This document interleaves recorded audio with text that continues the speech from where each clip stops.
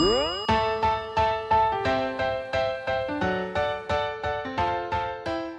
everyone, this is Cappy, and you're listening to Just the Plate, a production of Beyond the Plate. Just the Plate is a short segment where chefs describe a dish or a recipe that is meaningful to them.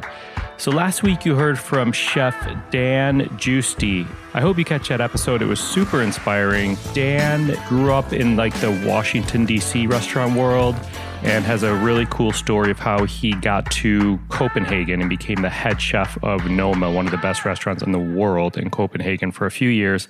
Guy could have done anything, gone to any restaurant, but he decided to leave it and focus on school food back here in the States.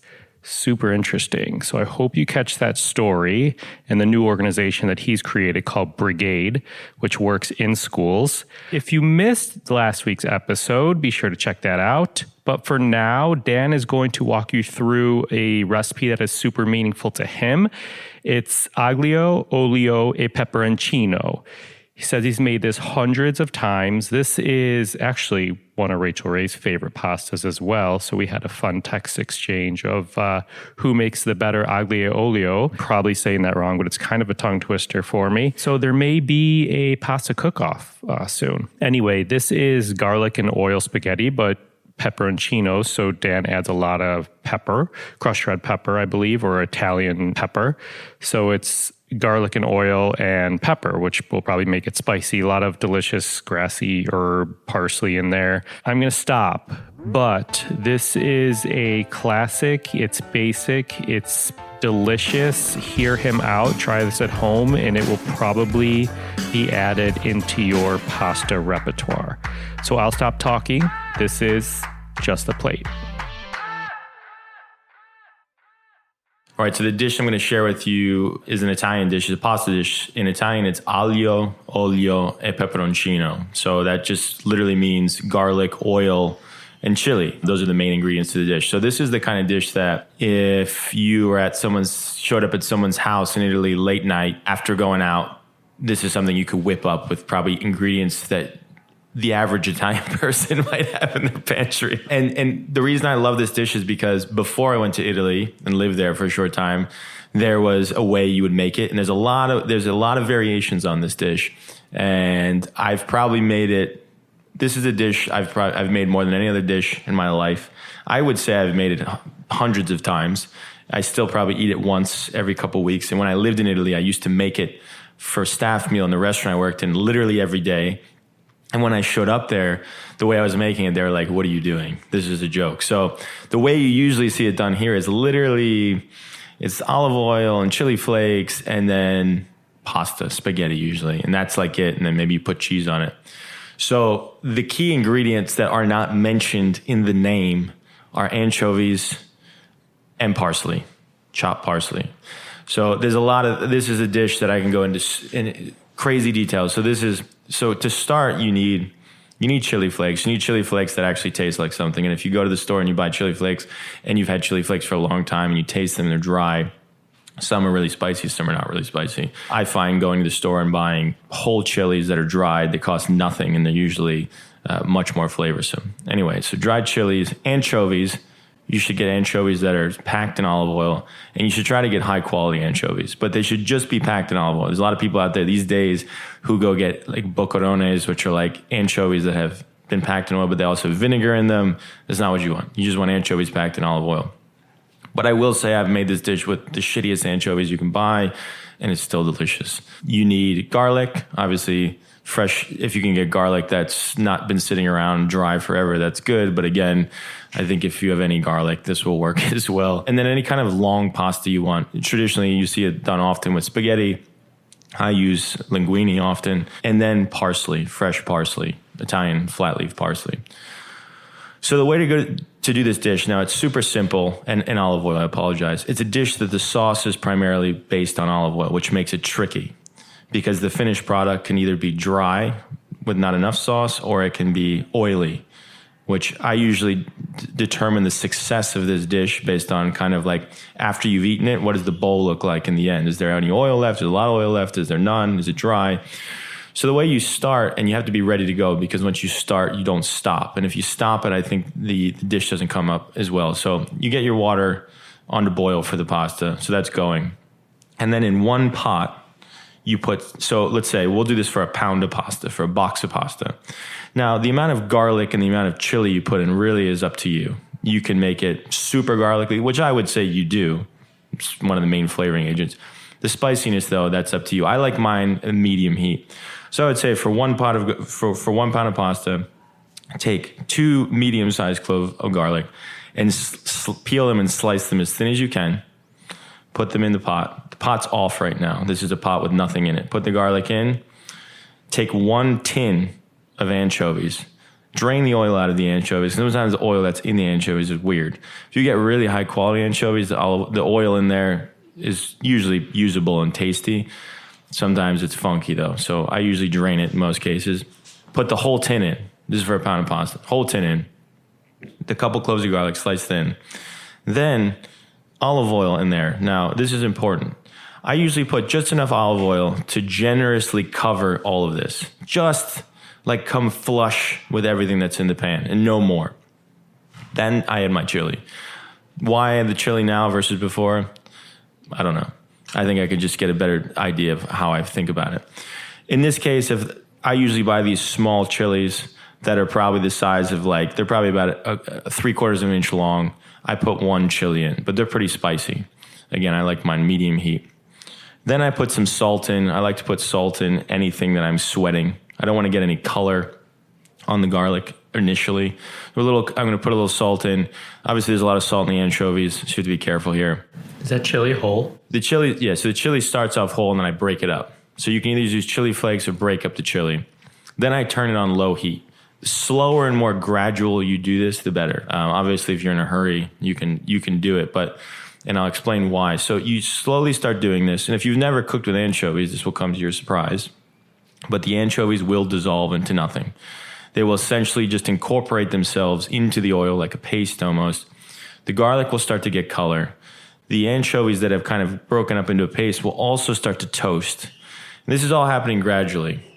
You'll get to a point where basically the timing that you want to happen is that when you drop the pasta is ready just when the garlic is the color you want it to be. Which you're basically going to take the garlic and the toasted anchovies that are in there to as dark as you can get it before it starts to get bitter. So it's going to get like proper golden brown, like golden. Now, I would always err on the side, if you've never done this before, I would err on the side on it not being that dark and just making sure you don't burn the garlic. Just get it toasted nice. I'll usually take it, the whole mixture will become golden brown because it basically, again, is all these particles, tiny particles of anchovies that have become toasted. And they're golden brown, garlic's golden brown. The chili in the process toasts as well. So then what you need to do, and this is, I've had a revelation, the great thing about this dish is every time I make it, I try to make it better than the last. So like, even though I've made it a million times, I still have had some really great revelations recently on how to make it better. So obviously you hear often about pasta water being important in any pasta. Because the pasta water has the starch from the pasta, it's also hot. So it's very appropriate to use to adjust a sauce, whatever kind of sauce you use for pasta. But in the case of a dish that's the sauce is olive oil, basically, giving it another dimension, you need it. Otherwise, it's literally just pasta coated in oil. So I used to not think too much about this, and I wouldn't put too much water in it. I always put it in after the fact. The problem, and the one thing that I always hated about I always judged if this pasta went well or not, is when I tossed the pasta in the sauce, the olive oil, when it was done cooking, this mixture, if I tasted it and it needed salt after, it pissed me off. Because adding salt to this kind of dish after the fact, because it's like this olive oil sauce, it's very hard to incorporate it well. Like it doesn't mix in as well. So for me, it was always a successful thing if before adding the pasta to this mixture, it was seasoned perfectly. And then when I mixed the pasta in, it was just done.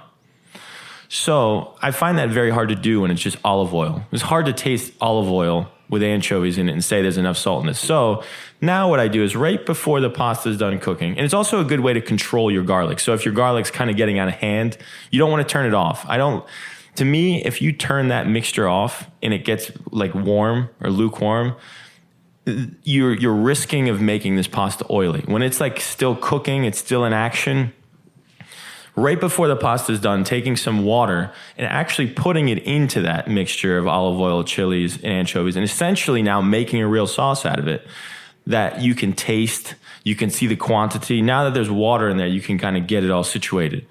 Make sure it's where you want it.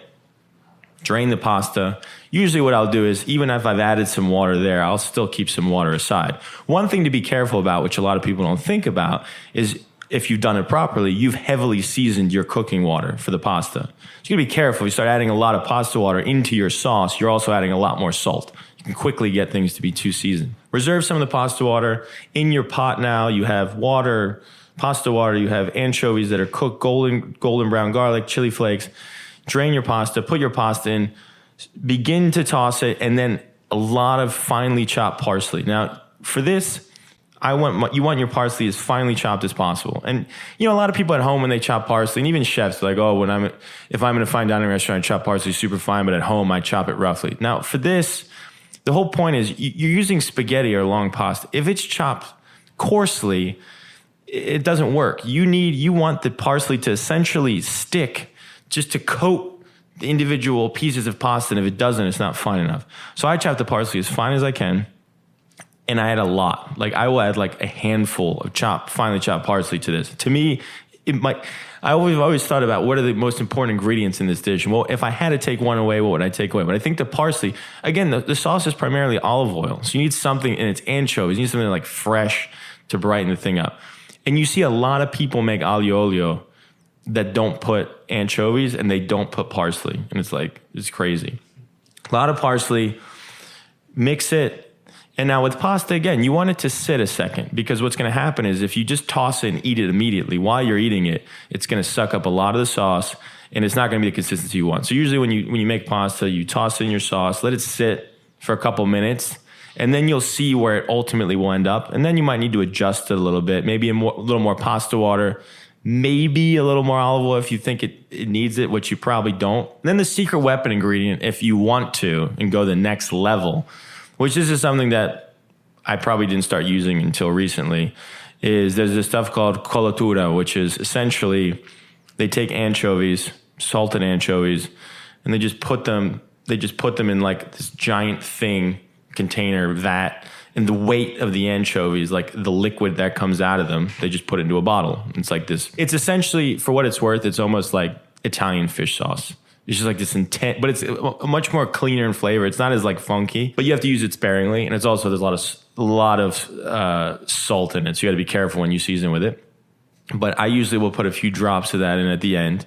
But you can't just use that, because the anchovies add body to the sauce. So like, if you have to use one, you definitely use just the anchovies. Now everything's in there. You plate it. Put cheese on it. You can put Parmesan cheese. I'm a fan of Pecorino Romano. It's a little rougher. This is kind of like a rustic, kind of intense dish that I think warrants Pecorino Romano cheese. But I think you'll find this is an addicting dish. But it's hard. It's hard to do really well. A lot of people that I've made it for are like, that's amazing. I want to make it for myself.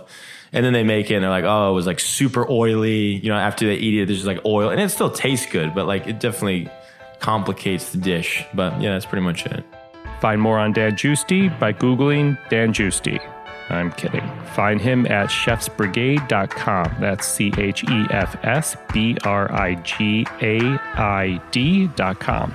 This episode was produced by myself, along with Ian Cohen and Joel Yeaton.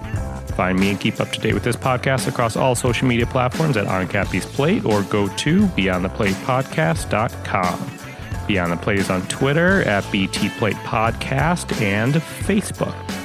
Please rate or review or subscribe to this podcast on your listening site of choice, please. Thank you for listening to Just a Plate, a production of Beyond the Plate. I'm Cappy.